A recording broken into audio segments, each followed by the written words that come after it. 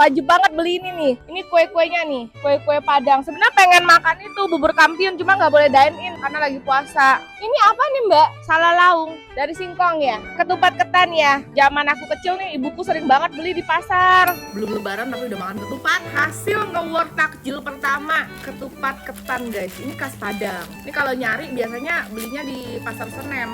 Ini aku beli 5,20. Meneng. Lemang. Ini makanan yang cuma bisa dimakan pas puasa ya. Kalau lemang yang panjang ini 35 harganya. Kita makan yang lemangnya dulu deh. Biasa kalau makan lemang itu tuh ada yang pakai sausnya sendiri ya. Tapi kalau aku suka nih makan kayak gini aja tuh enak. Ketannya pulen, kayak ketupat ya, padat, tapi yang gurih asin. Ketupat ketan santan. Ini tuh baru dia masak ya, jadi pulen sama lembut ketannya tuh masih enak banget. Wah ini sih bisa kalap nih makannya, enak banget guys ini. Bumbunya itu loh yang enak, yang beda sama ketupat-ketupat biasa. By the way ini tuh bukan buras ya, beda. Karena mereka ada kandungan santannya. Lemang sama ketupat ini, dia kandungan santannya tuh lumayan strong. Mirip sama buras kalau di Indonesia Timur.